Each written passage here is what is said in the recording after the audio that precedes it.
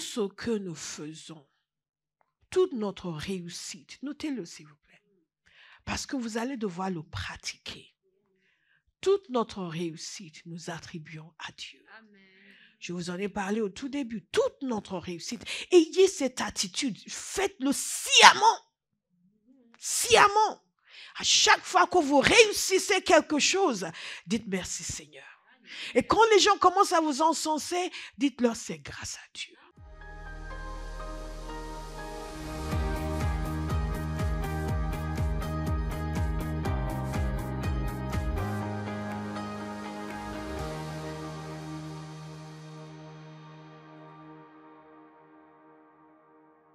Nous allons voir beaucoup de passages aujourd'hui, mais ouvrez d'ores et déjà dans 1 Thessaloniciens 5, verset 16, Éphésiens 5, verset 19. Ce sont les versets sur lesquels nous basons dans cette méditation sur la gratitude. Nous remercions notre bien-aimé qui prend du service au fond de la salle après avoir servi devant. Je rappelle encore à tous que tous doivent s'investir à apprendre à filmer, pour que nous puissions garder l'équipe de louange à la louange. Amen. Thank you, Jesus. Did you get your mic today? Okay. Praise the Lord. Praise the Lord. C'est le chinois pour gloire à Dieu. Et vous êtes censés dire Hallelujah. Praise the Lord. Praise the Lord. Wow, vous n'êtes pas anglophone, ça se voit. Quand vous dites Praise the Lord devant les Anglais, ils disent Hallelujah. Praise the Lord. Hallelujah. Praise the Lord. Hallelujah. Praise the Lord! Hallelujah. Je constate que dans le monde francophone, il faut amener les gens à desserrer les dents.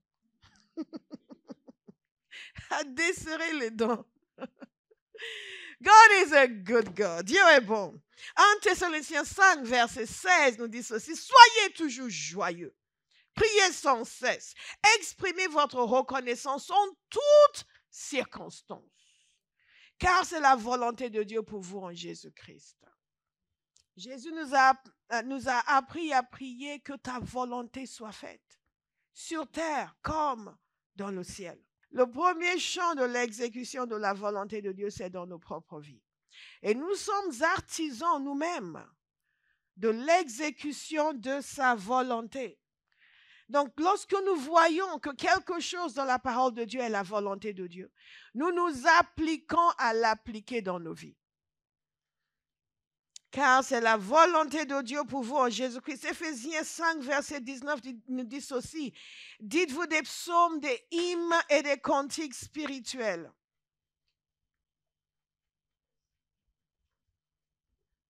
Chantez et célébrez de tout votre cœur les louanges du Seigneur. Remerciez constamment Dieu le Père pour tout, au nom de notre Seigneur Jésus-Christ. Nous voyons qu'il faut exprimer notre reconnaissance en toutes circonstances. Ensuite, dans Éphésiens, l'apôtre Paul nous dit aussi que nous devons le remercier constamment en tout. Si le Seigneur le permet, la semaine prochaine, je vais vous faire toute une liste de passages où nous sommes exhortés à remercier le Seigneur, où l'apôtre lui-même remercie le Seigneur. C'est merveilleux. Dans le Nouveau Testament, il n'y a que ça. Remerciez-le, remerciez-le. Et quand vous allez dans l'Ancien Testament, dans les psaumes, il n'y a que ça. Mon âme bénit l'Éternel. Que l'Éternel soit loué. Louez l'Éternel. Célébrez-le, remerciez-le. Venez avec des danses, venez avec des actions de grâce. Chantez-lui des chants de reconnaissance. Dans le royaume de Dieu, la gratitude est essentielle. Nous avons parlé du fait que la gratitude est basée sur le fait que nous sommes conscients de ne pas mériter ce que nous avons reçu. Cette notion est très importante. Nous apprenons par exemple aux enfants à dire merci. Si vos enfants ne disent pas merci, les gens les regardent comme des enfants mal élevés, n'est-ce pas? Vous donnez quelque chose à un enfant, il prend, il s'en va, vous dites « Ah !» Mais quelle éducation ou quel manque d'éducation. Nous sommes conscients de cette notion d'absence de mérite lorsqu'il s'agit des enfants. Donc, nous apprenons à nos enfants, quand ils sont petits, nous leur disons « dis merci ». Merci, maman. Et vous dites à un enfant, qu'est-ce qu'on dit? Merci. Parce qu'il oublie. Au bout d'un moment, vous ne lui dites plus qu'est-ce qu'on dit et il dit merci. Et les ados, vous dites « oh, oh, oh, oh ». Ah, pardon, merci, merci, merci. Parce que nous sommes conscients de l'importance de la gratitude. Ce que la parole de Dieu nous dit, que cette gratitude, nous devons l'appliquer à nous-mêmes. Nous devons bien sûr apprendre aux enfants à être reconnaissants, mais Dieu aussi apprend à ses enfants, c'est-à-dire nous, à être reconnaissants. Et la gratitude s'apprend. Elle n'est pas nécessairement naturelle.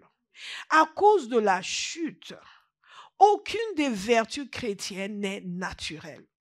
Parce que l'homme a chuté et a été privé de la gloire de Dieu. Donc nous apprenons, nous disons par exemple, il faut s'aimer entre frères et sœurs.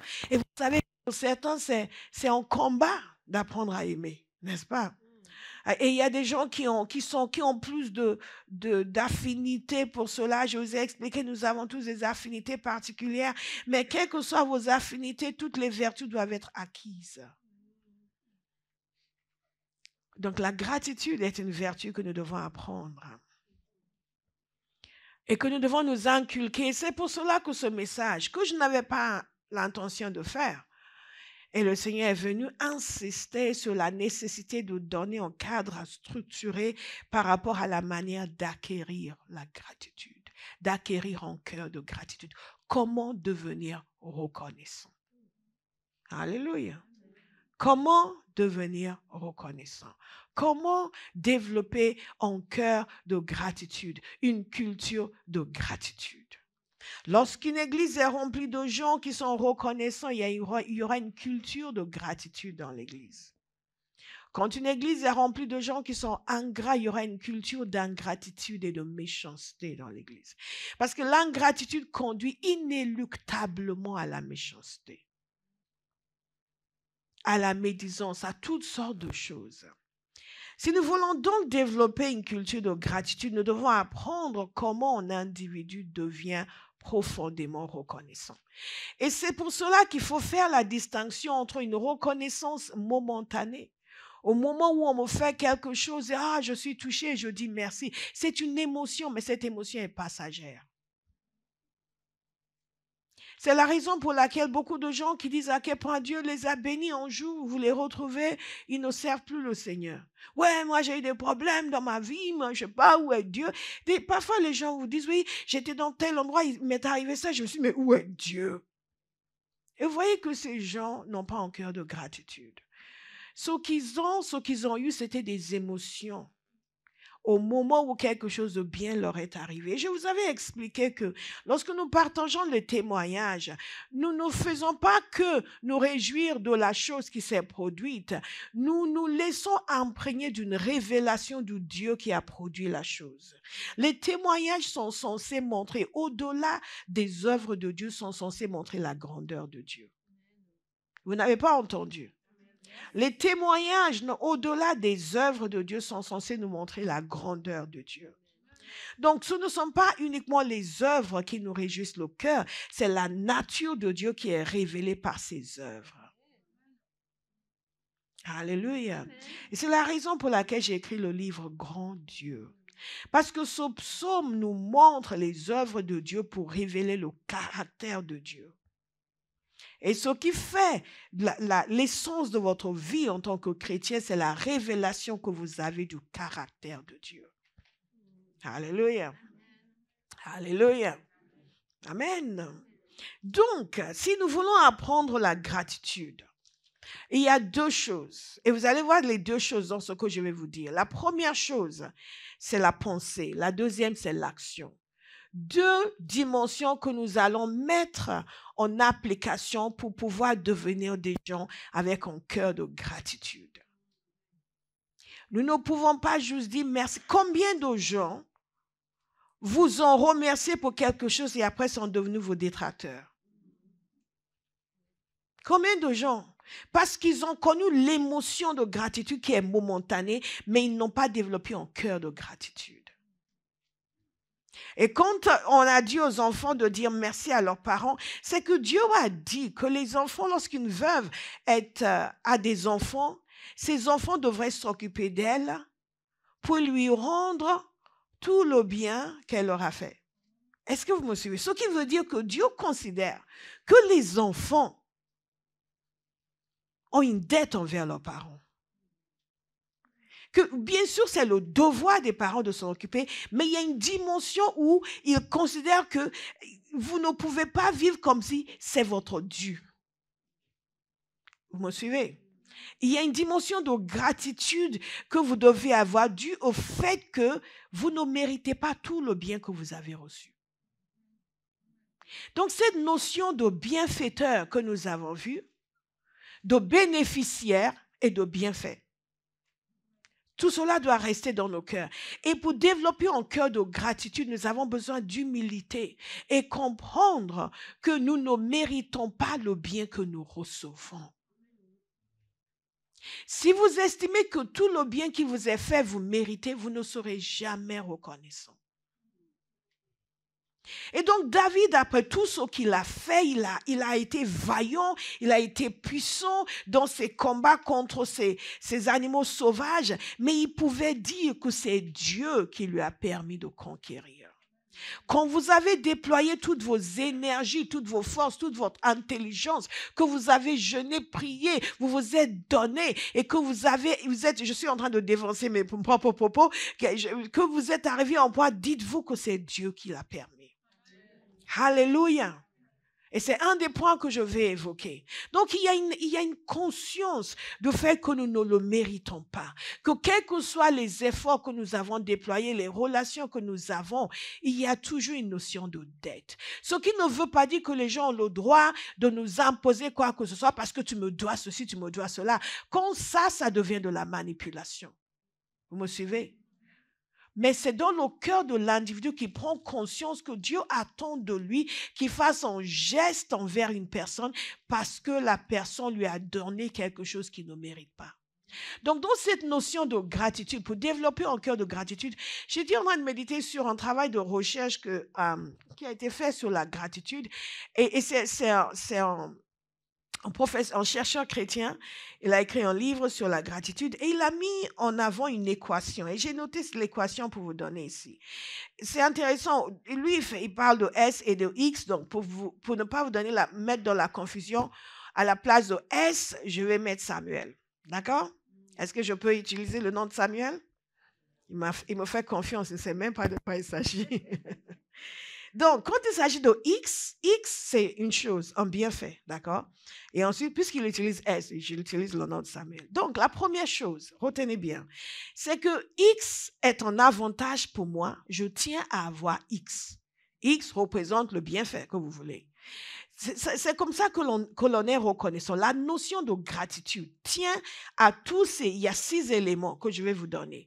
Le premier élément, c'est que X est un avantage pour moi et je tiens à l'avoir. Deuxième élément, c'est que Samuel a bien agi en me conférant X. Et je tiens à recevoir X de la part de Samuel. D'accord? Ensuite, la troisième chose, c'est qu'en m'accordant X, Samuel est allé au-delà de ce qu'il me doit, me mettant ainsi en situation de dette à son égard. Et moi, je suis prêt à être redevable à l'égard de Samuel.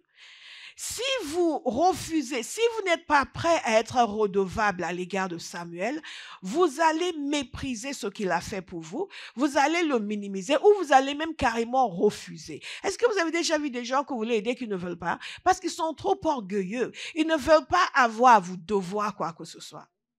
Il y a des gens qui préfèrent souffrir plutôt que d'accepter votre aide parce qu'ils sont orgueilleux. Donc, nous allons continuer. Vous me suivez? Le point 4, c'est ceci. En conférant X, Samuel a agi avec bienveillance à mon égard. Et je me réjouis de la bienveillance de Samuel telle qu'elle s'exprime dans l'attribution de X. Donc, je reconnais que j'ai besoin de X, que Samuel m'a donné X et c'est parce qu'il est bienveillant à mon égard. Vous suivez? Ok, le point 5, c'est ceci. La bienveillance de Samuel et l'octroi de X montrent que Samuel est bon. Et je suis touché par Samuel. Ou je peux dire que la bonté de Samuel montre que X est bon et qu'en me conférant X, il est bienveillant à mon égard. Alléluia. Et le 6e point, c'est ceci. Je veux exprimer ma dette et mon attachement à Samuel d'une manière ou d'une autre, lui rendre en bienfait. Ça, c'est l'équation de la gratitude. Et tout ce que nous allons dire se trouve dans cette équation. Quand vous comprenez qu'il y a un bienfait, il y a un bienfaiteur, et vous êtes bénéficiaire de ce bienfait. Et ce bienfait a de la valeur pour vous. Vous en avez besoin, vous le désirez, cela vous a été donné. Et donc, votre bienfaiteur est quelqu'un de bienveillant, quelqu'un de bien. Il a été bon envers vous. C'est cette méditation et cette cogitation qui nous amène à être reconnaissants. Si vous ne méditez pas sur cela, vous allez avoir une émotion momentanée de reconnaissance. Mais après, ça disparaît. D'autres choses de la vie viennent. Et la personne envers qui vous étiez reconnaissante hier, vous êtes capable de voir la personne dans la rue et ne même pas la saluer. Et la semaine prochaine, si Dieu le permet, nous allons voir les bénédictions de la gratitude. Nous allons voir les bienfaits de la gratitude. Ce que cela apporte dans nos vies. Et c'est vraiment extraordinaire. Donc, quand la parole de Dieu, nous sommes à la reconnaissance, c'est une invitation à la bénédiction. Et souvent, nous sommes là, bénis-moi, bénis-moi, bénis-moi, mais notre bénédiction se trouve dans le respect des instructions de Dieu. Amen. Se trouve dans le respect des instructions de Dieu. Le premier point que je vous donnerai donc, c'est ce que je viens de vous dire, c'est que nous devons reconnaître que tout bien nous vient de Dieu. Et aussi que tout ce qui nous vient de Dieu est bon. Tout bien nous vient de Dieu et tout ce qui nous vient de Dieu est bon. Tout bien vient de Dieu. Jacques 1,17, toute grâce excellente et tout don parfait descendent d'en haut. Wow. Du Père des Lumières, chez lequel il n'y a ni changement ni ombre de variation. Donc, tout ce qui est bon, tout ce qui est parfait, ne vient pas de vous. Cela vient d'en haut. Cela vient de Dieu. Cela vient de Dieu. Et donc, je vous ai parlé de la pensée et de l'action. Nous avons parlé longuement du renouvellement de l'intelligence. Là, c'est une nécessité de renouvellement. Les 4 premiers points, plus ou moins, que je vais vous donner, c'est une question de renouvellement de l'intelligence. Et si vous ne procédez pas à ce renouvellement de l'intelligence, vous allez avoir des émotions de gratitude, mais pas un cœur de gratitude. Et si vous n'avez pas un cœur de gratitude, vous allez souffrir les conséquences de l'ingratitude. Dites à votre voisin, est-ce que c'est de vous que pasteur parle? Alléluia. Nous ne sommes pas des ingrats. Nous ne sommes plus des ingrats. Alléluia.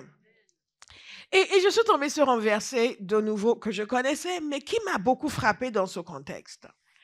Et ce verset, je le partageais avec madame ici hier. 1 Corinthiens 4, 7 nous dit ceci. En effet, qui est celui qui te distingue?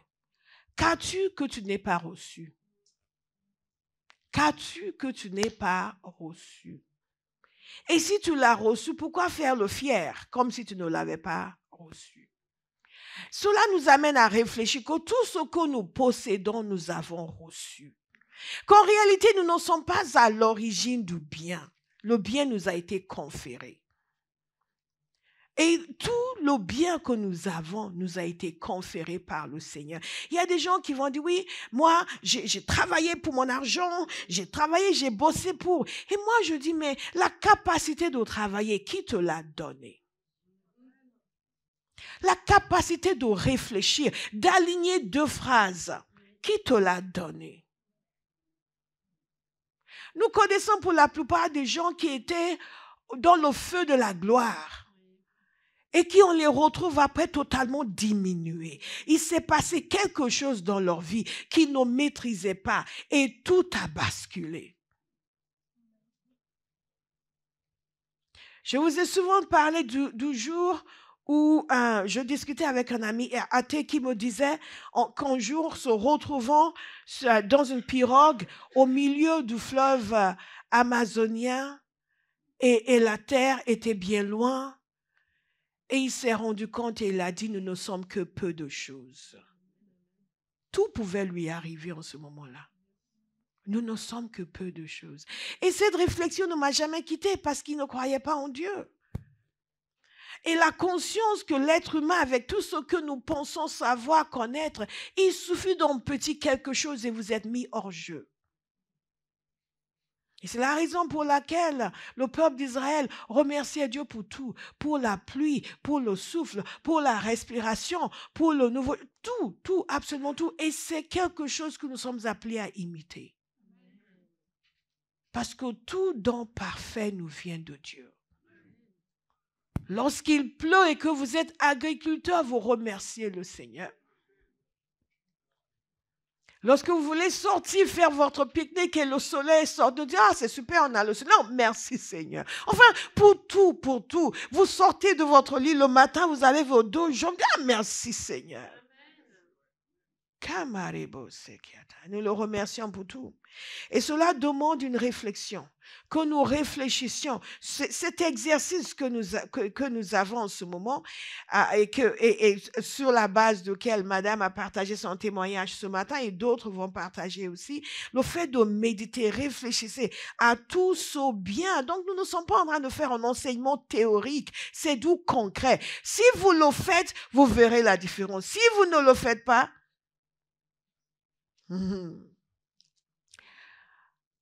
nous remercions donc Dieu parce que tout le bien que nous vivons nous vient de lui. Que le bien que vous vivez dans votre réflexion noie totalement les difficultés que vous avez. Il faut que votre conscience de la bonté de Dieu puisse submerger vos difficultés. Et c'est de là que vient la foi. Si la conscience de vos difficultés vous inonde alors que la conscience de la bonté de Dieu est loin, vous êtes égarés. Et ce dont vous avez besoin, ce n'est pas que votre situation extérieure change, c'est que votre situation intérieure change. Alléluia. Et c'est pour cela que la parole de Dieu nous dit de le remercier en toutes circonstances. La deuxième chose sur laquelle il faut méditer, la deuxième chose qu'il faut pour développer un cœur de gratitude, c'est ceci, et c'est ce que nous avons chanté dans ce beau chant que j'ai chanté avant de commencer à prêcher, c'est que nous devons bâtir en nous-mêmes la conscience, je vous ai parlé de conscience, la conscience de la grâce que nous avons reçue en Jésus. Et nous le faisons en gardant le sacrifice de Jésus devant nous en continu. Je vous ai parlé dernièrement de la foi où j'entendais toutes ces églises qui parlaient constamment de la croix tous les dimanches et je disais, mais il faut parler d'autre chose. Mais j'étais stupide. J'étais jeune dans la foi et je pensais savoir, comme certains. Mais pasteur, pourquoi ne prêchez pas sur ceci? Ah, le Saint-Esprit est venu te le dire. Bravo. Parfois, quand on est jeune dans la foi, on croit tout savoir. Et au fur et à mesure que les années ont progressé, j'ai constaté que beaucoup de chrétiens n'ont pas la croix devant eux, ont perdu le sens du sacrifice de Jésus. Certains ne peuvent même pas articuler ce que Jésus a fait pour eux. Et par conséquent, l'ingratitude a gangréné les cœurs. Nous devons sciemment, avec la parole de Dieu, bâtir en nous-mêmes la conscience de la grâce que nous avons reçue en Jésus. Qu'est-ce que Jésus a fait? Qu'est-ce que Jésus a souffert? Quelle était la monnaie de change pour votre salut? Quelle valeur est-ce que cela a à vos yeux? Vous savez, ce que Jésus a fait pour nous est inédit et ne peut être dupliqué. Ce n'est pas quelque chose d'humain. C'est quelque chose de surhumain. Ce n'est pas quelque chose d'ordinaire, c'est extraordinaire. C'est même inconcevable. Et l'être humain que nous sommes, préoccupés par les petites choses de l'existence, nous sommes capables, et c'est ce qui nous arrive souvent, de négliger la chose qui a la plus grande valeur et de nous focaliser sur les choses futiles et inutiles.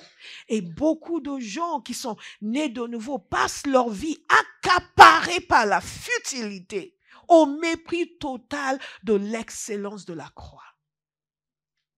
Bien-aimés, ça vient par la méditation et la réflexion. Et avec cette culture de on va arracher vos bénédictions pour vous que nous avons dans l'Église aujourd'hui, des enfants de Dieu, nés de Dieu, remplis du Saint-Esprit, qui sont censés voir Jésus pour eux-mêmes le connaître, deviennent les clients des prédateurs spirituels.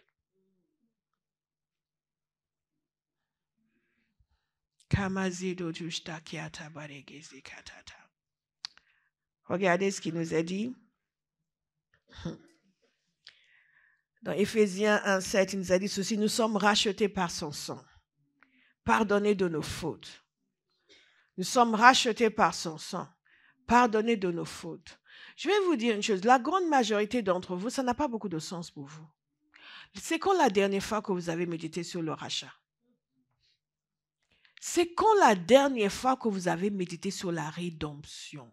Vous vous êtes juste assis pour prendre les versets sur la rédemption et vous avez réfléchi et vous avez porté vos pensées, votre cœur sur la croix et le prix que Jésus a payé. Pour la plupart, ce sont des mots pour nous. Nous avons vécu cette expérience une fois, après ce sont des mots, ce sont juste des mots, c'est quelque chose qui s'est passé dans le passé. Gloire à Dieu, maintenant je suis chrétien, maintenant Dieu bénis-moi.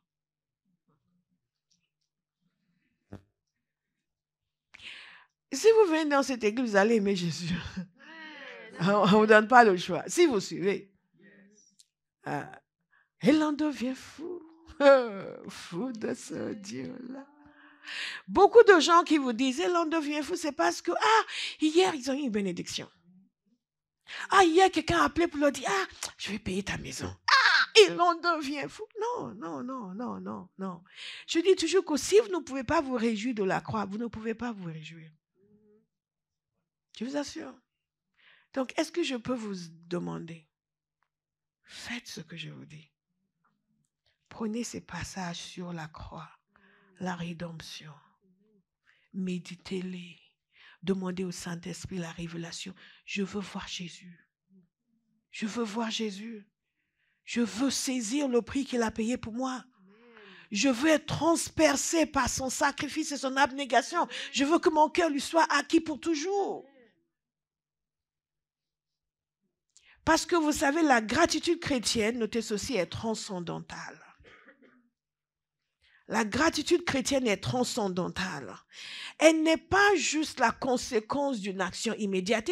Nous sommes reconnaissants pour tout le bien que nous recevons. Nous sommes reconnaissants pour toutes les choses que Dieu nous donne. Et vous avez besoin d'une maison, on prie pour vous, il vous donne une maison, on va danser, on va se réjouir pour nous. Mais la vraie gratitude chrétienne est transcendantale. Elle n'est pas liée, limitée par les choses naturelles. Vous avez déjà vu des gens qui ont perdu leur zèle parce qu'ils ont connu des difficultés. Ou vous-même, peut-être que vous serviez beaucoup avant, après vous avez arrêté de servir. Vous êtes encore là, mais vous ne servez plus comme avant. Et parce que c'est passé quelque chose dans votre cœur, un malentendu, si c'est comme ça. Vous savez pourquoi ça arrive aux gens? Parce qu'ils sont ingrats envers Jésus. Parce que la chose naturelle a plus de valeur à leurs yeux que le sang de Jésus qui a été versé pour eux. Et nous courons tous au danger. Si nous ne décidons pas de renouveler notre intelligence, changer notre manière de penser, si nous ne décidons pas de faire en sorte que cette œuvre de Jésus devienne notre conscience. Nous bâtissons en nous-mêmes la conscience permanente de ce que Jésus a fait pour nous. Une fois, Jésus était dans la maison d'un pharisien et une femme était venue, on l'appelait une pécheresse. À l'époque, les gens n'utilisaient pas des euphémismes. Elle était venue, elle a commencé à pleurer. Elle a nettoyé les pieds de Jésus avec ses larmes. Après, elle a essuyé avec ses cheveux. Après, elle a mis du parfum sur ses pieds. Et les gens le regardaient pour dire, si cet homme était vraiment un prophète, il saura quel type de femme c'est qui est en train de le toucher. Et Jésus les a repris pour leur dire, il a parlé à cet homme, je pense qu'il s'appelait Simon, mais regarde, je suis venu dans ta maison. Tu ne m'as pas offert de l'eau pour me laver. Elle a lavé mes pieds avec ses larmes. Je suis venu dans ta maison. Tu n'as pas essuyé mes mains, si je me souviens bien de l'histoire. Elle a essuyé mes pieds avec ses cheveux. Tu ne m'as pas parfumé. Elle a parfumé mes pieds. Parce que elle a été pardonnée de beaucoup. Donc elle est très, je paraphrase, donc elle est très reconnaissante. Et ce qui nous montre encore, ça c'est encore Jésus qui nous donne une leçon sur la gratitude. Que les gens qui sont conscients d'avoir beaucoup reçu doivent manifester une grande gratitude. Et que ce pharisien, lui, Jésus, bon, il était un bon enseignant, peut-être qu'il allait apprendre quelque chose, mais il n'avait pas autant de valeur que ça à ses yeux, donc il n'a pas manifesté une gratitude. Mais cette femme-là, elle qui était consciente de son état, elle a manifesté plus de gratitude et d'amour. Ce qui se passe lorsque nous méditons sur la croix, lorsque nous regardons ce que Jésus a fait pour nous, ce n'est pas... Les gens s'ennuient aujourd'hui avec Jésus. Jésus les ennuie. Quand méditer sur la croix, ça les ennuie. Méditer sur le sang de Jésus, ça les ennuie. Ils veulent qu'on leur dise, hey, hey, je vois le feu tomber sur toi. Ils sont là, et aucun feu ne tombe sur eux. Mais, Alléluia.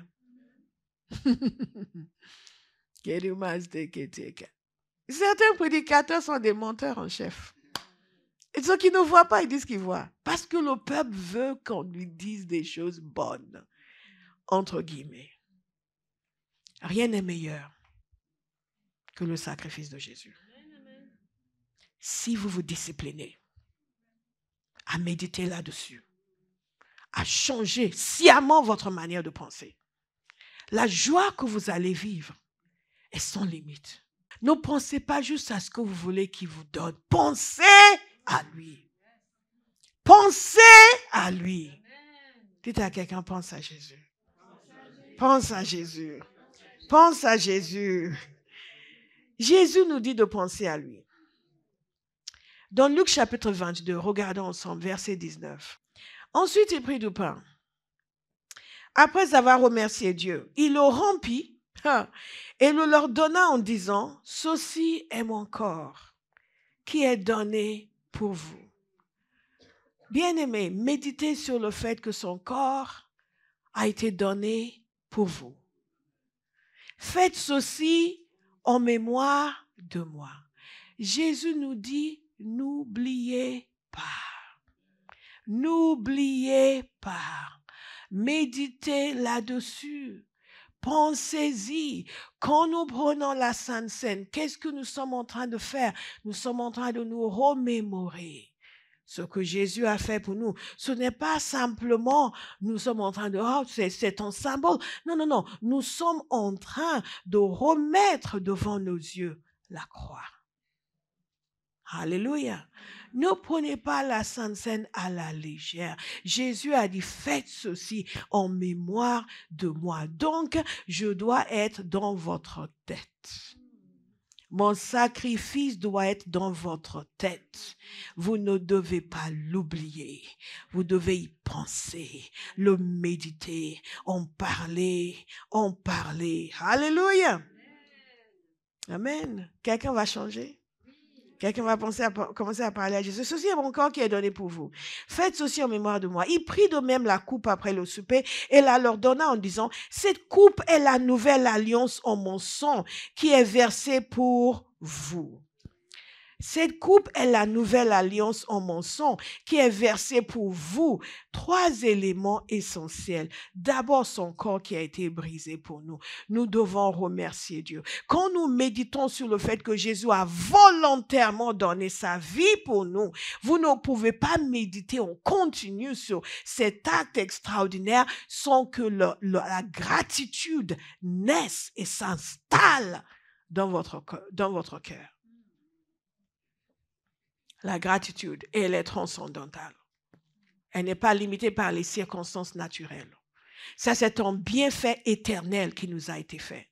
Un bienfait qui est supérieur à tout autre bienfait, possible et imaginable. Et aucun mal qui peut nous arriver dans cette vie sera supérieur au bienfait que nous avons reçu. Est-ce que vous me suivez? Donc, vous devez décider qu'aucune circonstance de la vie ne vous amènera à lâcher Jésus. Aucune circonstance de la vie ne vous amènera à rouspéter, à vous plaindre de Dieu. Parce que le bienfait que vous avez reçu de lui dépasse de loin tout le mal qui pourrait arriver sur cette terre.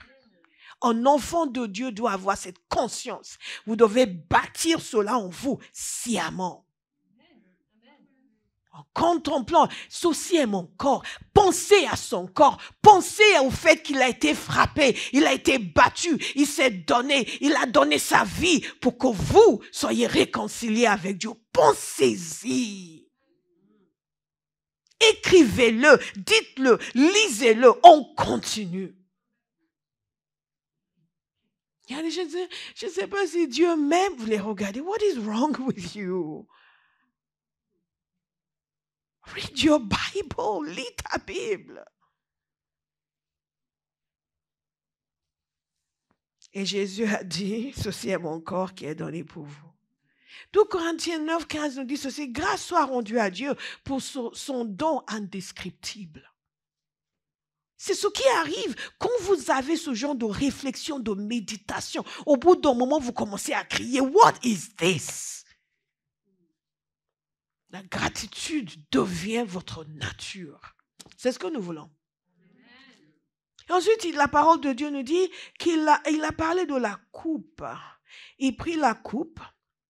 Il dit ceci, cette coupe est la nouvelle alliance en mon sang qui est versée pour vous. Bien-aimés, gardez la nouvelle alliance devant vos yeux. Gardez-la devant vos yeux. Pensez à la nouvelle alliance. Pensez à son sang qui a été versé pour que nous soyons délivrés. La punition qui a été écartée parce qu'il a pris notre punition sur lui. Il a été fait malédiction pour nous, afin que nous devenions justice de Dieu. Une nouvelle alliance en son sang, par laquelle, cette alliance, nous sommes, nous, réconciliés avec Dieu. Nous qui étions des gens de dehors, nous sommes devenus des gens de la maison de Dieu, parce que lui a versé son sang et il a établi une nouvelle alliance. Et ce n'est plus le sang des boucs et des béliers, mais le sang précieux de Christ, comme Pierre nous le dit. Vous ne pouvez pas le méditer sans développer un cœur de gratitude, et qu'il pleuve, qu'il neige, quel que soit ce qui se passe dans votre vie, vous allez danser, vous réjouir parce que le sang de Christ a été versé pour vous, que vous avez une alliance avec Dieu, que vous n'êtes plus un étranger, que vous avez accès à Dieu, et que quand vous priez, l'Éternel Dieu lui-même, le créateur de tout ce qui existe, vous entend. Ah! Combien de fois vous appelez un tel, il ne répond pas. Mais quand vous appelez Jésus, il répond. Et en plus, c'est lui qui a payé pour tout ça. C'est lui qui a souffert pour que nous n'ayons pas à souffrir pour nos péchés. So, comment ne pas être reconnaissant? Parce qu'on préfère regarder Desperate Housewives que de méditer sur la croix. Ce que vous consommez détermine ce que vous devenez.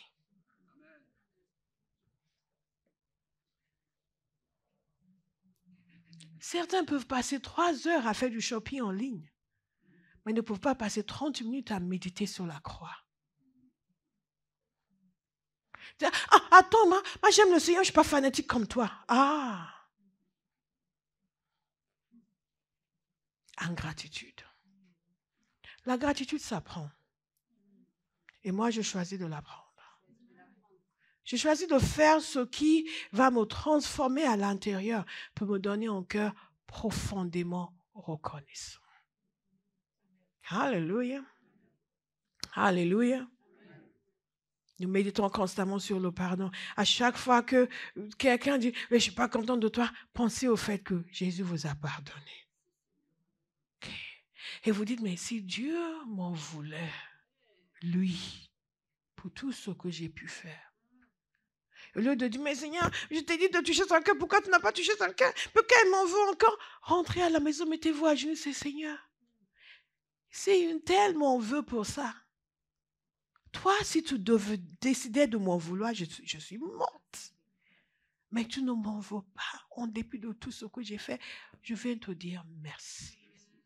La méchanceté des gens doit vous conduire à célébrer la bonté de Dieu. Il y a des gens, la méchanceté des gens les amène à être méchants envers Dieu. Ils sont méchants envers moi. T'as pas vu comment ils sont, t'as pas vu comment ils sont, t'as pas vu. Peut-être que tu le mérites. Heureusement que Dieu ne te traite pas selon ce que tu mérites. Les êtres humains vont te traiter selon ce que tu mérites.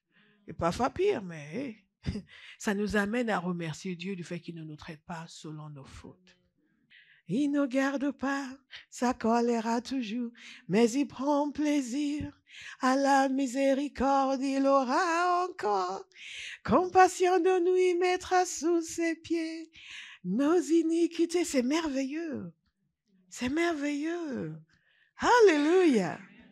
Dites merci Seigneur pour la croix, pour le pardon. Nous méritions l'enfer et tu nous as offert le ciel. Nous méritions la condamnation et tu nous as donné la justification. Quand vous méditez là-dessus, le Saint-Esprit va prendre plaisir à vous montrer des choses que vous n'aviez même pas vues.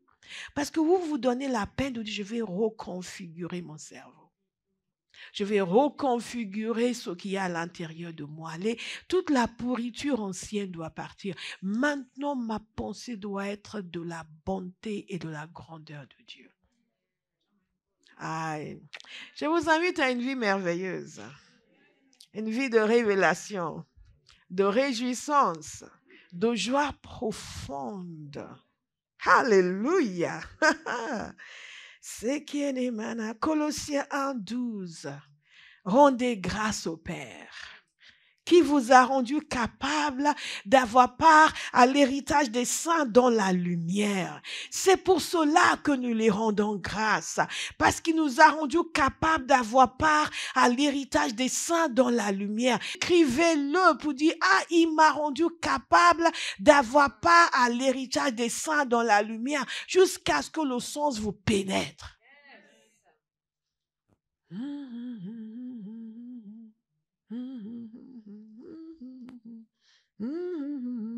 Regardez, il nous a délivrés de l'autorité des ténèbres et nous a fait passer dans le royaume de son Fils bien-aimé, en qui nous avons la rédemption, le pardon des péchés. En qui nous avons la rédemption, le pardon des péchés. Et à cause de cela, l'apôtre Paul dit, rendez grâce au Père. Rendez grâce au Père, parce que vous avez part à l'héritage des saints. Rendez grâce au Père, parce qu'il vous a fait passer des ténèbres à la lumière. Rendez grâce au Père, parce qu'il vous a fait entrer dans le royaume de son Fils bien-aimé. Alléluia. Alléluia. It's so good. It's so good. It's so good. Votre joie est fonction de votre révélation. Et votre gratitude aussi. Donc Jésus a dit, faites ceci en mémoire de moi. Nous avons vu la semaine dernière, le psaume 103:2, mon âme bénit l'Éternel et n'oublie aucun de ses bienfaits. Si nous oublions ses bienfaits, nous devenons ingrats. Si nous oublions de ses bienfaits, nous commençons à nous plaindre, à rouspéter. Je n'oublie aucun de ses bienfaits. Je n'oublie aucun de ses bienfaits. Je n'oublie aucun de ses bienfaits. Je n'oublie aucun de ses bienfaits. Alléluia. Les Anglicans, ils ont un livre de prière. The Book of Common Prayer. Et dans ce livre de prière, ils ont une prière. Écoutez cette prière. Je fais une traduction approximative en français. Dieu Tout-Puissant, Père de toutes les miséricordes, nous, tes indignes serviteurs, te rendant humblement et chaleureusement grâce pour toute ta bonté et ton amour bienveillant envers nous et tous les hommes.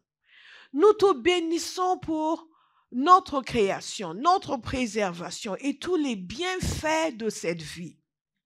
Mais surtout, pour ton amour incomparable, manifesté dans la rédemption du monde par notre Seigneur Jésus-Christ, pour le moyen de grâce et pour l'espérance de sa gloire. Attendez, nous te bénissons pour notre création, notre préservation, tous les bienfaits de notre vie, de cette vie, mais surtout, dites surtout, surtout, pour ton amour incomparable, manifesté dans la rédemption du monde par le Seigneur Jésus-Christ. Ton amour incomparable, manifesté dans la rédemption du monde par notre Seigneur Jésus-Christ. C'est pour cela que je vous dis que la gratitude chrétienne est transcendantale. Cette gratitude-là, c'est celle que vous voulez acquérir. Développez votre conscience de ces choses jusqu'à ce que ça vous habite. Alléluia. Alléluia. Dites à quelqu'un, il m'a sauvé. Il m'a sauvé. Et le point suivant, c'est ceci. Nous devons vivre avec la conscience de ce que nous étions, ce que Jésus a fait pour nous, ce que nous sommes aujourd'hui. Ne jamais oublier d'où il nous a tirés. Ne jamais oublier. Une des choses qui me pousse à servir le Seigneur avec mes tripes, c'est le souvenir de la personne que j'étais. Cette personne qui pourfendait l'évangile, qui critiquait la Bible, qui se moquait des chrétiens, qui épuisait les chrétiens dans les débats. Je les épuisais. Je les épuisais. Zamari bobo stakate shtegariziai. Nenkomei. Je lisais la Bible exprès pour les contredire. Et je venais avec des versets que eux-mêmes ne connaissaient pas. Mais tel passage dit, tel passage dit, tel passage dit. Et la manière dont j'ai réussi à les mettre en situation de défaite est une des raisons pour lesquelles, quand je me suis convertie, j'ai dit, je vais connaître la parole de Dieu. On ne va pas me faire ce que j'ai fait aux autres. On ne va pas me faire ça. Et quand je vois ce qu'il a fait, la gratitude. N'oublions pas d'où il nous a tirés. Elle parlait ce matin de ce qu'elle était avant sa conversion. Et même après sa conversion, quand elle est passée par un moment difficile et qu'elle est venue, ce que Dieu a fait dans sa vie. N'oubliez pas. L'apôtre Paul n'a pas oublié. Nous avons vu ce passage où l'apôtre Paul disait, lui, moi qui étais un blasphémateur. J'imagine son état quand il écrivait ça. Moi, un blasphémateur, un persécuteur, un homme violent. Mais il m'a fait grâce. Dites, il m'a fait grâce. Il m'a fait grâce. Il m'a fait grâce. Il m'a fait grâce. La parole de Dieu nous dit que nous, qui étions des gens de dehors, nous sommes devenus des gens de la maison de Dieu. Nous qui n'avions pas droit de cité en Israël. Est-ce que vous comprenez? Certains d'entre nous, nous étions des individus peu fréquentables. Quelle bêtise extraordinaire. Mais Jésus nous a lavés. Il a enlevé notre indignité. Dans cette prière, il parle de tes indignes serviteurs. Et cela nous ramène à la notion de l'absence de mérite. Il y a des personnes qui s'y croient, ils vont dans une église, ils pensent que moi, des gens comme moi. Nous, on sert Dieu. Dieu doit être content d'avoir des gens comme nous. Vous allez peut-être dans une église où les gens ne sont pas très instruits, et vous avez vos diplômes, et vous êtes là parmi eux en disant « Dieu doit être content de vous avoir ici ». Non, pas du tout. Vraiment pas du tout. Pas du tout. C'est nous qui sommes contents d'être ici. C'est nous qui sommes reconnaissants d'être ici. Qu'avec tout notre orgueil, il a quand même réussi à nous toucher. Avec toute notre arrogance, il a quand même réussi à nous toucher. Quelle bienveillance. Il ne s'est pas fâché pour dire « Laisse-les aller en enfer ». Il a insisté. Dites à quelqu'un, il a insisté à mon égard. Il a insisté à mon égard. Donc remercie-le pour moi. En faisant cette lettre à Dieu que nous faisons, nous n'oublions pas d'où il nous a tirés. Et n'oubliez jamais, s'il vous plaît. Quelles que soient vos années de marche avec Dieu, n'oubliez jamais vos circonstances particulières et comment il les a changées. N'oubliez jamais, jamais, jamais, jamais, jamais. Vous savez, dans la vie, il y a des gens, vous les aidez quand ils sont au fond du trou, vous les aidez, vous faites plein de choses pour eux. Après, ils se relèvent et tout d'un coup, c'est comme s'ils ne vous connaissaient pas. Où ils arrivent à un certain niveau et vous dites, ah, ça va. Et vous dites, ah, c'est pas un tel, nous c'est un tel, il a oublié. C'est un tel, il a oublié. Il est devenu ingrat. La gratitude doit habiter nos cœurs. Qu'est-ce qui nous amène à avoir un vrai cœur de gratitude? Pas juste des émotions passagères de gratitude, mais un vrai cœur de gratitude. C'est que tout ce que nous faisons, toute notre réussite, notez-le s'il vous plaît, parce que vous allez devoir le pratiquer. Toute notre réussite, nous attribuons à Dieu. Amen. Je vous en ai parlé au tout début. Toute notre réussite. Ayez cette attitude. Faites-le sciemment. Sciemment. À chaque fois que vous réussissez quelque chose, dites merci Seigneur. Et quand les gens commencent à vous encenser, dites-leur c'est grâce à Dieu. Quand vous en parlez, dites, ah, Dieu m'a fait du bien. Le Seigneur a béni. Dieu a agi en ma faveur. J'ai fait ceci, j'ai fait ceci. Non, je me suis donné. On ne dit pas que vous dormez, Dieu va le faire à votre place. Non, Dieu agit avec des humains sur terre. Mais tout ce que nous faisons, c'est Dieu qui fait croître. Alléluia. Et c'est ce que David a dit. Vous vous souvenez, nous l'avons étudié encore jeudi soir. C'est ce qu'il a dit.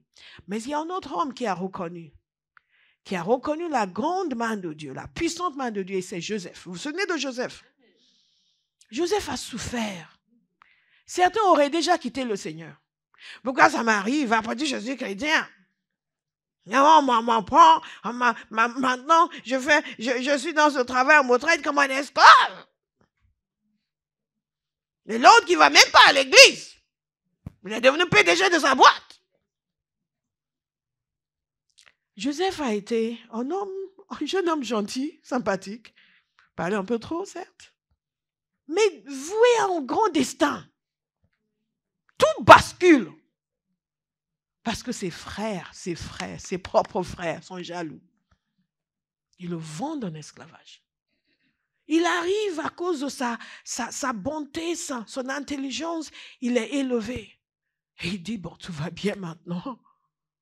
Mais non. Parce qu'il refuse le compromis, il refuse de pécher contre Dieu, il se retrouve en prison. C'est là où certains chrétiens disent, ok, non, c'est bon. Si à chaque fois que je me tiens pour Dieu, c'est ça qui va m'arriver. Les gens qui vivent dans le péché, ils prospèrent. Vous vous souvenez, nous avons vu ça pendant les 21 jours.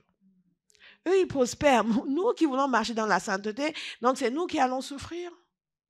Une fille qui avait fait des compromis, une femme disait, oui, mais tous les gens qui disent, qui marchent dans la sainteté, moi je ne vois pas dans leur vie. Si c'est ce que vous cherchez, vous allez abandonner le Seigneur. l'honneur de Dieu par-dessus tout. Et David, Joseph a dit, je ne peux pas faire ce que tu me demandes. Je ne peux pas faire ça. Je ne peux pas pécher contre Dieu. Il s'est retrouvé en prison. Mais quand finalement il est sorti de prison, et il n'est pas sorti le lendemain, parce que nous, on libère la foi, dès que ça ne change pas tout, c'est bon. Ce qu'il a dit à ses frères, c'est vraiment, c'est puissant. Je vais vous lire ce qu'il a dit à ses frères. Dans Genèse 50, verset 20. Il leur a dit ceci, vous aviez projeté de faire de mal, de me faire du mal. Dieu l'a changé en bien, afin d'accomplir ce qui arrive aujourd'hui, de sauver la vie d'un peuple nombreux. Dieu l'a changé en bien, afin d'accomplir ce qui arrive aujourd'hui et sauver la vie d'un peuple nombreux. Ce qu'il faut savoir, c'est que Joseph est devenu le sauveur d'Égypte et le sauveur du monde en réalité, parce que tout le monde venait en Égypte maintenant pour pouvoir même manger. Et tout cela parce que Joseph a pu interpréter en rêve et qu'il a pu gérer correctement les produits agricoles du pays. Il pouvait dire, vous voyez, regardez dans quel état vous êtes maintenant. Moi, regardez-moi. Ici en Égypte, Pharaon n'écoute que moi. Grâce à moi, vous n'avez pas vu ma valeur. Pour vos misérables brebis, vous n'avez pas vu ma valeur. Aujourd'hui, je suis presque roi en Égypte. Regardez autour de vous. Tout ça, c'est grâce à moi. Le roi lui-même serait déjà mort de faim si ce n'était pas pour moi. L'Égypte serait finie si ce n'était pas pour moi. Moi, j'ai interprété et c'est moi qui ai mis en place tout ce système. Vous m'avez maltraité. Regardez-vous maintenant. Maintenant, vous venez me supplier. Je vais m'occuper de mon père, mais quant à vous, enfin, je n'ai pas assez de serviteurs dans ma maison.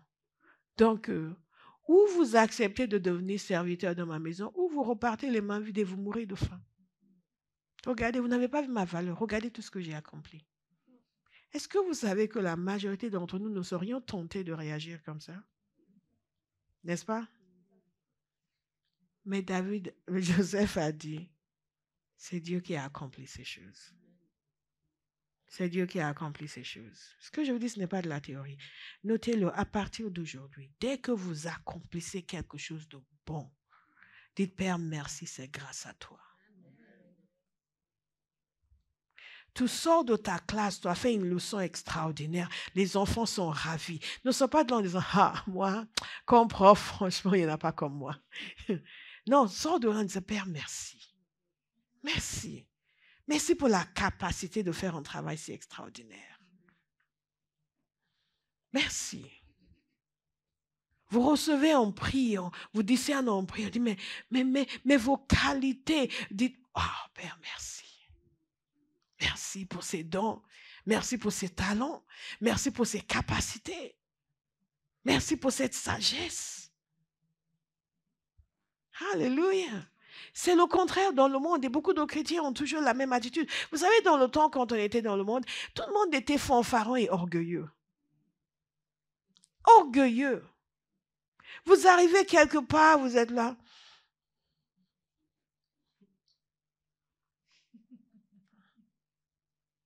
Vous regardez tout le monde de haut.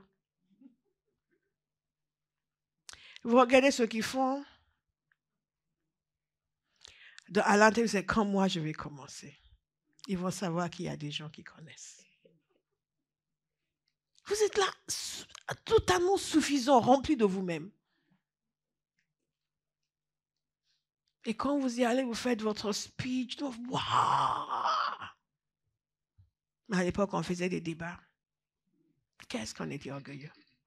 On faisait des débats et parce qu'on était bons, on était tout le temps là en regardant les autres. Quand c'était notre tour, on se levait, on parlait, on dissertait, sûr de nous-mêmes. Et quand on termine, c'est wow! Thank you, thank you. Yes, thank you. Et vous partez de là en disant, je savais. Qu'est-ce qu'ils savent? Je savais que dès que j'allais prendre la parole, ils vont tous se taire. Qu'est-ce que c'est? L'orgueil. Enfant de Dieu, tous vos accomplissements, donnez-les au Seigneur. toutes vos réussites, reconnaissez que c'est lui qui en est l'auteur. Comment est-ce que nous développons un cœur de gratitude? Par la méditation, la pensée et par nos actions. À chaque fois, à chaque instant, vous rentrez, vous dites, Père, c'est toi. C'est toi. C'est toi. Lorsque Dieu a dit à David qu'il ne pouvait pas lui construire le temple, David a pourvu les moyens matériels pour la construction du temple. Et David a eu une phrase qui, pour moi, est une des phrases les plus importantes lorsqu'il s'agit de la gratitude et qui nous permet de relativiser nos propres succès. David était un homme extrêmement fortuné. Et David a dit ceci dans 1 Chronique 29, verset 12. Il a dit, « C'est de toi que viennent la richesse et la gloire. C'est toi qui domines sur tout. C'est dans ta main que sont la force et la puissance. » Et avant cela, il a dit que ce qu'il a apporté, c'est des mains de Dieu qu'il les a reçus. Lorsque vous êtes conscient du fait que tout ce que vous possédez, vous avez reçu de sa main, que c'est de lui que vient la richesse et la gloire, Dieu peut vous élever sans que vous deveniez orgueilleux. Dieu peut vous rendre fortuné sans que vous deveniez orgueilleux, parce que votre cœur est rempli de gratitude. Il y a une action pratique. Je vous ai parlé de la pensée et de l'action. Il y a une action pratique que je vais vous encourager à engager dès ce soir en rentrant à la maison, qui vous permet de grandir dans la gratitude. Et c'est ceci. Prenez la parole de Dieu et commencez à déclarer à haute voix les œuvres de Dieu. Vous me suivez? Dites à haute voix les œuvres de Dieu. Dans Exode 15, nous voyons le chant de Moïse et de Myriam. Ils ont eu cette grande victoire et ils ont commencé à déclarer les œuvres de Dieu. Ils ont commencé à dire ce qu'il a fait. Et ils ont dit ceci, je chanterai en l'honneur de l'Éternel, il a triomphé, il a jeté à la mer cheval et cavalier. C'est pour cela que je disais tout à l'heure à notre bien-aimé et à nous tous, qu'est-ce que Jésus a fait pour toi? Beaucoup n'est pas une réponse. Qu'est-ce qu'il a fait concrètement? Il a jeté à la mer cheval et cavalier. Et ainsi de suite, ils ont enchaîné en déclarant ses œuvres. Prenez des passages comme celui-là. Prenez Ésaïe 40, que j'ai déjà médité avec vous ici, en vous montrant comment on fait pour renouveler son intelligence. C'était le message précédent, la série précédente. Et pour vous dire, non, renouvellement de l'intelligence, prenez ces passages, lisez-les à haute voix. Dès que vous voyez une description de Dieu, ou Dieu qui déclare sa grandeur, comme dans Ésaïe 40, lisez-le à haute voix. Si vous faites cela régulièrement, vous serez pénétré de la conscience de sa grandeur et votre cœur sera rempli de reconnaissance. Alléluia. Et quand vous entendez quelqu'un déclarer ce que Dieu a fait et que vous vivez des choses difficiles, joignez-vous à la personne. L'Éternel est grand, l'Éternel est grand, l'Éternel est puissant, l'Éternel est puissant. Il m'a délivré de la mort, il m'a délivré de la mort. Et Dieu dit dans Ésaïe 40, à qui pouvez-vous me comparer? Prenez le passage, commencez à le lire à haute voix. Dieu dit ceci, écoutez. Levez vos yeux en haut et regardez. Qui a créé ces choses? Et vous, à la maison, vous faites, qui a créé ces choses? Qui fait marcher en ordre leur armée? Il les appelle tous par leur nom. Par son grand pouvoir et par sa force puissante, il n'en est pas une qui fasse défaut. Vous prenez des passages comme celui-là, vous commencez à les lire à haute voix. Vous méditez bien sûr, mais vous lisez à haute voix. Et vos oreilles entendent. Et cela pénètre à l'intérieur de vous. Et Dieu, le cœur de Dieu se réjouit. Et l'esprit de révélation vient demeurer avec vous. Sachez ceci. Dieu n'est pas impassible. Vous pouvez déclencher une réaction de sa part par ce que vous faites. Prenez sa parole, s'il vous plaît. Lisez à haute voix. Les psaumes qui célèbrent sa grandeur, lisez-les à haute voix. Sciemment, pour cultiver dans votre cœur une culture de gratitude. Lisez-les à haute voix et lisez-les en chantant, lisez-les en dansant. Faites un spectacle, Seigneur. C'est pas là, tu es grand, tu es puissant. Non, mais tu es grand et tu es puissant. Papa, qui est comparable à toi? Qui a mis toutes ces choses à leur place? Toute chair est comme l'herbe. L'herbe sèche et la fleur tombe. Mais la parole de l'Éternel demeure éternellement. Père, ta parole demeure éternellement. L'herbe sèche et la fleur tombe, mais ta parole demeure éternellement. Alléluia. Alléluia. Alléluia. Alléluia. Alléluia. Alléluia. Dites-le au Seigneur. Dites-le à vous-même. Réjouissez-vous de sa grandeur dans sa parole, de ses vertus dans sa parole. Ne soyez pas juste là. Ouais. Lisez-le à haute voix. À haute voix. Dites à quelqu'un, lis-le à haute voix. Alléluia. Lisez-le à haute voix. Lisez-le, contemplez-le, marchez de long en large, mettez-le devant vous. Car l'Éternel est grand. Car l'Éternel est bon. Et sa fidélité de génération en génération. Amen. Faites-le résonner dans votre cœur et dans vos oreilles.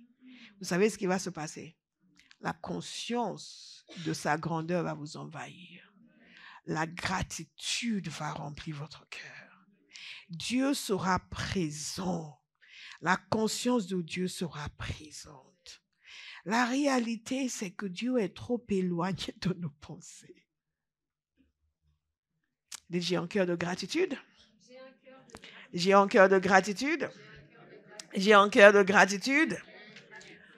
Éphésiens 5, 19. Dites-vous des psaumes, des hymnes et des cantiques spirituels et célébrez de tout votre cœur les louanges du Seigneur. Remerciez constamment Dieu le Père pour tout. Des psaumes, des hymnes et des cantiques spirituels.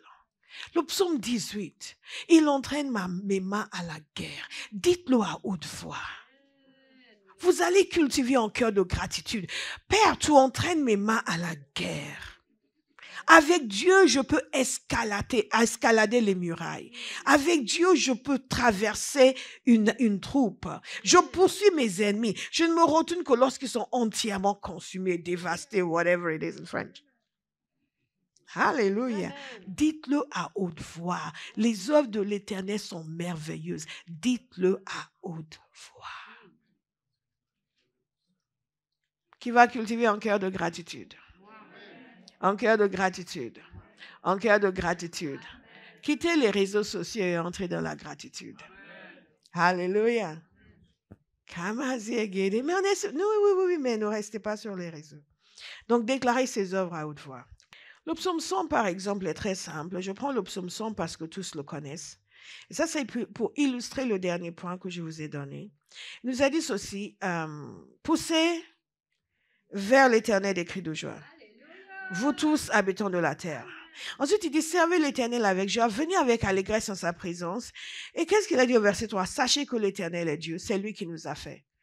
Ça, c'est le genre de choses que vous déclarez haute voix. L'Éternel est Dieu, c'est lui qui nous a fait. Et nous lui appartenons.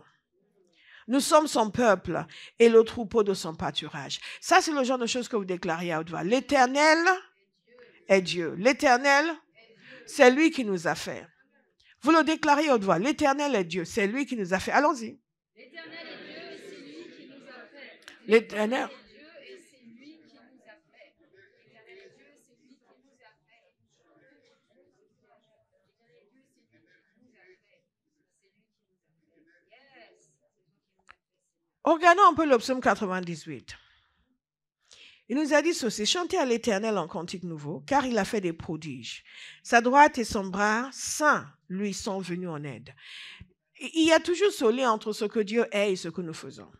Vous comprenez? C'est pour cela que nous parlons de gratitude. Parce que l'Éternel est, nous le remercions. Parce que l'Éternel est, nous louons. Donc, qu'est-ce que vous faites pour déclarer à haute voix ce qu'il fait? Vous commencez au verset 3. L'Éternel a manifesté son salut. Il a révélé sa justice aux yeux des nations. Il s'est souvenu de sa bonté et de sa fidélité envers la maison d'Israël. Toutes les extrémités de la terre ont vu le salut de notre Dieu. Et vous déclarez cela. Vous déclarez que l'Éternel a manifesté son salut. Il a révélé sa justice. L'Éternel a manifesté son salut dans ma vie. Il a révélé sa justice. Toutes les nations de la terre vont le célébrer au sujet de Abba House. Alléluia. Toutes les nations de la terre vont le célébrer au sujet de Abba House. L'Éternel a révélé son salut. Il a manifesté sa justice. Et chaque jour, l'Éternel révèle son salut dans ma vie et dans cette église. Et il manifeste sa justice. Et vous dites cela. Vous prenez les paroles de la Bible, ce qu'ils disent sur lui, et vous le dites à haute voix. Vous le dites, vous le déclarez devant le Seigneur. Vous le dites, et en le disant, la révélation vous envahit. Et la gratitude remplit votre cœur. Développez une conscience saturée de Dieu. Développez une vision du monde, de l'existence humaine imprégnée de Dieu.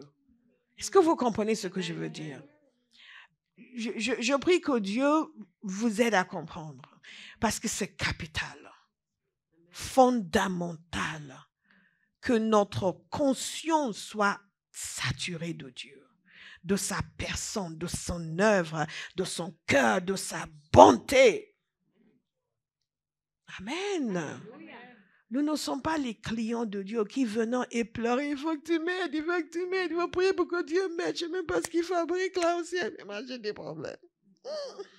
Et ça, c'est l'expérience de la majorité des chrétiens. Mais ce n'est pas ça la nouvelle alliance. Alléluia. Tu peux te lever. Que le monde voit ta beauté.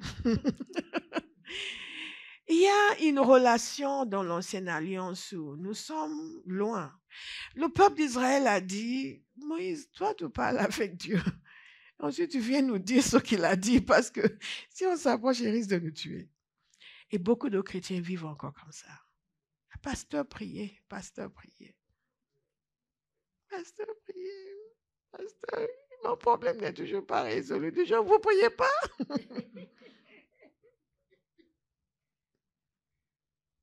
Donc, dans l'ancienne alliance, c'était ça. Dieu est loin, nous sommes là. Chacun garde une distance respectueuse. Si on doit s'approcher de lui, on va amener les boucs, les béliers. On va donner à la mise, qui est le sacrificateur, qui va les donner à Dieu. N'est-ce pas? Mais dans la nouvelle alliance,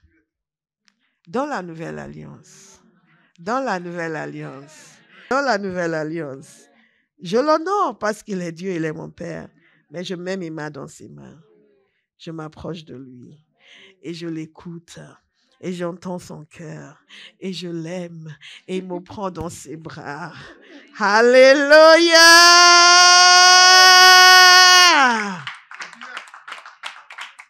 Et quand nous sommes conscients de cela, nous sommes remplis de gratitude pour cette merveilleuse nouvelle alliance.